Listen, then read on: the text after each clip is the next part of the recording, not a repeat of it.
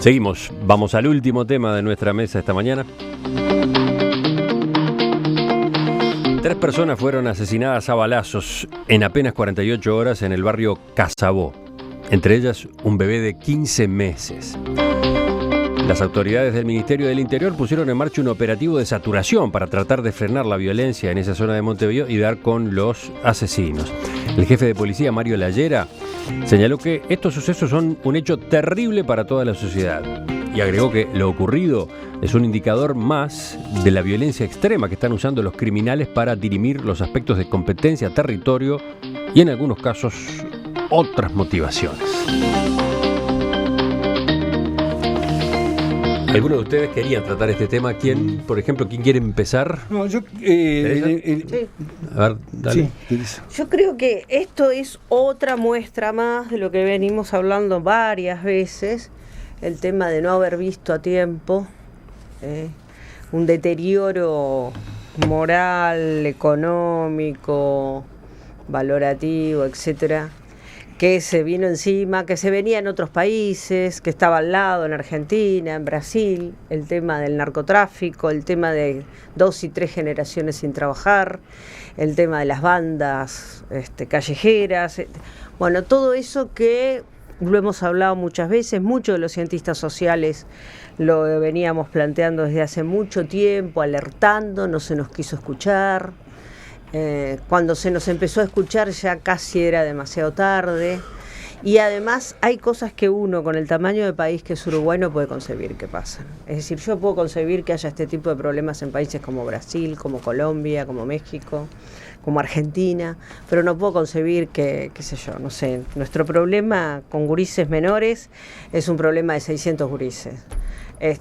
¿Cuántos pueden ser los tipos que estén en el tema del narcotráfico y todo lo demás? 2.000, 3.000, no sé.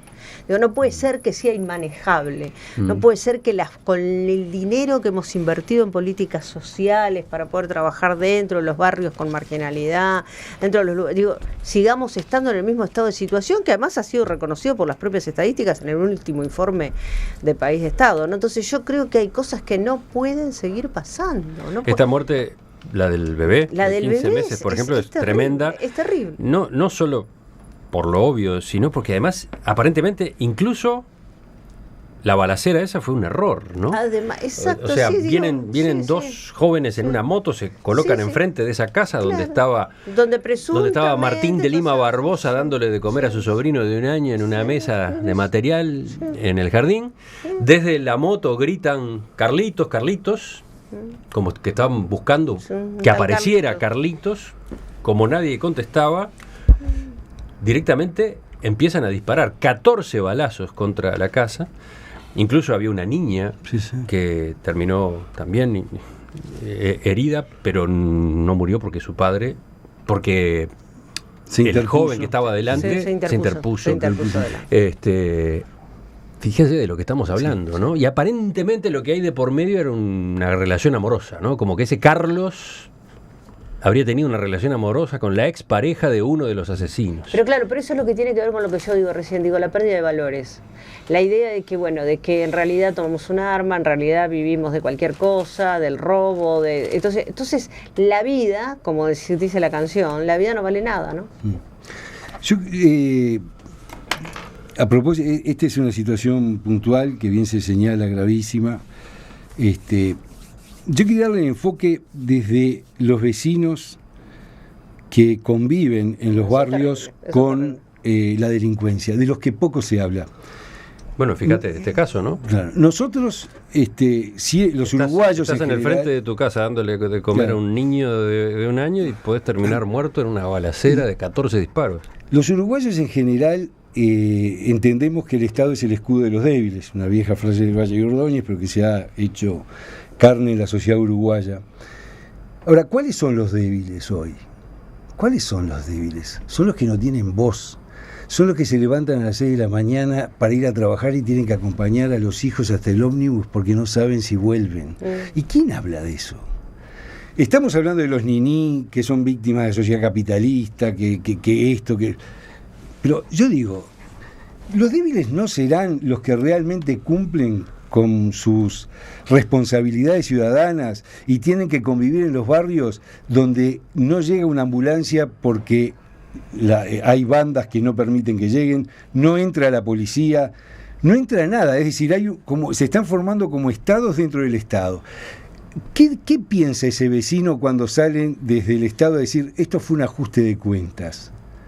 Pero caramba, están en el medio del ajuste de cuentas. Es decir, que existan ajustes de cuentas, que se ha negado, que se ha utilizado el nombre, pero lo hemos popularizado todos, porque en algún momento Pero ¿qué piensan esos vecinos que están en el medio de todos esos líos de ajuste de cuentas? Porque el que puede pagarse un portero, una vigilancia, etcétera, lo paga. Pero ¿quiénes son los débiles entonces en la sociedad? ¿Y quién se hace cargo de ellos? En materia de seguridad. Yo creo que no hay dos maneras de pararse frente a este tema que la de lamentar profundamente que estos niveles de violencia estén aconteciendo en nuestro país. Y también, como bien decía recién Fernando, tomar en cuenta que hay barrios. Yo conocí Casabó en la década de los 90, en la década de los finales de la década de los 80, y realmente hay un cambio vertiginoso en lo que es los niveles de violencia que tenemos allí.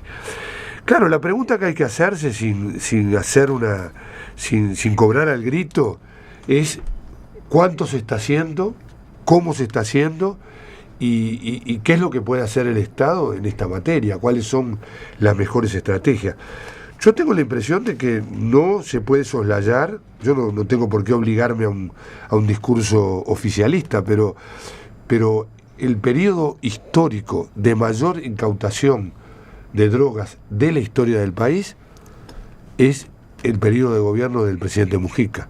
Esos son datos que son incontrastables. O sea, ha habido una política activa, enérgica, eficiente, o eficaz por lo menos, de control del narcotráfico.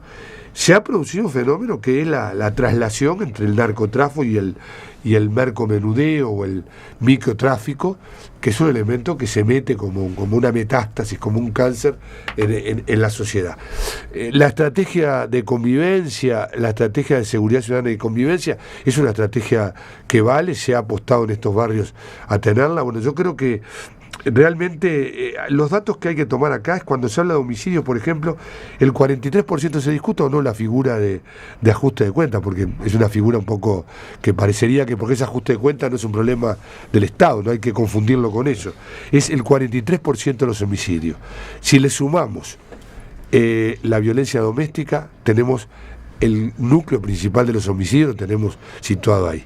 Entonces yo creo que hay un tema de cambio radical de las formas de delinquir, de cambio radical de los elementos de violencia, y yo no tengo más remedio que decir que eso no es un problema solo de Uruguay, es un problema regional muy fuerte, sobre el cual Uruguay se ha ocupado, se ha preocupado, ha asumido lo que tenemos que asumir, y bueno, sigue habiendo insuficiencias o cosas que no se pueden controlar, que creo que hay que hacer un esfuerzo colectivo por avanzar. Carolina, una de nuestras oyentes, dice: los baleados en la emergencia del Centro Coordinado del Cerro son cosa de todos los días.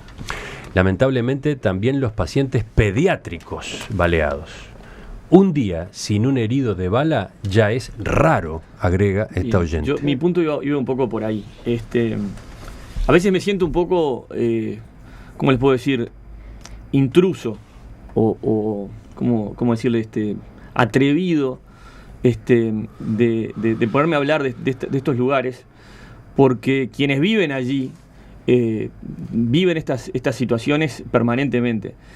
Y la pregunta que me viene es: ¿En qué momento del trasiego de la historia, y no es un tema político, quiero aclararlo, eso es un tema de sociedad, de evolución de la sociedad, de evolución de Latinoamérica, el valor de la vida se fue perdiendo como para dirimir un romance frustrado con 14 balazos y matar a un niño, o sea, un bebé de 15 meses? O sea, entonces ahí el Papa Francisco...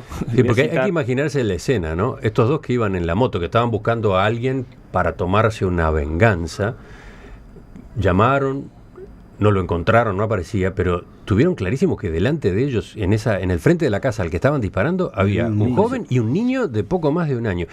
Y siguieron para adelante igual, ¿no? Y no les importa nada. Por eso digo, la vida no vale nada. Quiero redondear mi pensamiento. Leyendo al Papa Francisco hablaba de las volquetas existenciales que hemos generado las sociedades latinoamericanas y la necesidad de meterse ahí con el Estado, los que creen en algo con la fe o lo que sea, para tratar de otorgarle un sentido de la existencia. Porque ¿qué existencia tienen gente que dirime a los 18, 19 años a balazos un romance? A mí me tocó sufrir en carne propia un asalto a mano armada con mi suegro, que fue un momento de 20, 30 segundos donde te mato, te limpio, tal billetera, y terminó. Y la sensación que yo tuve fue que se podía haber escapado un balazo y hoy no lo contábamos, pero la sensación que tuve después metiéndole cabeza fue que esos dos chorros en una motito totalmente drogados, sacados, con los dos con armas, ya estaban muertos, eran muertos, eran zombies, ¿no? Que si nos mataban o si mataban a mi suegro, que fue el que estuvo más en riesgo, era como si hubiesen comido chicle en fin de año, ¿no? Entonces, esa sensación que hemos generado y que las sociedades han ido generando, no sé cómo se aborda, ¿no? Qué drama, ¿no?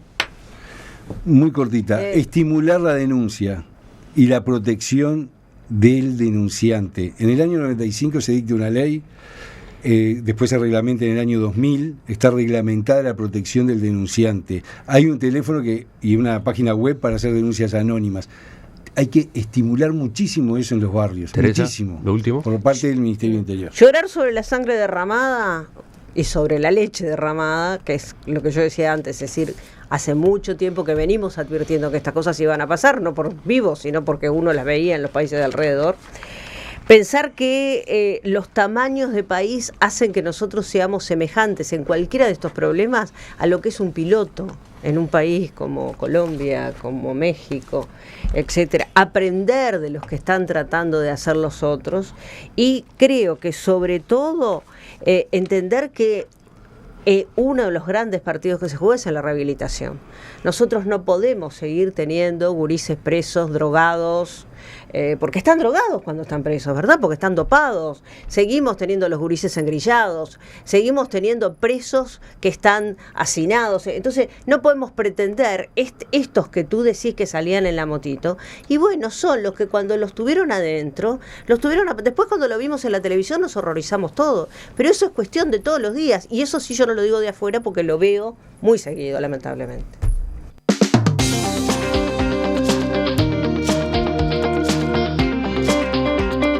Teresa Herrera, Daniel Superviel, Miguel Fernández Galeano, Fernando Escriña han estado hoy con nosotros en la mesa de este miércoles. Gracias a todos. Gracias a ustedes. Hasta la próxima. Hasta la próxima. Ahora vienen las noticias. Las trae Nico Batalla, actualizadas a media mañana. Y después seguimos en Perspectiva hasta las 11.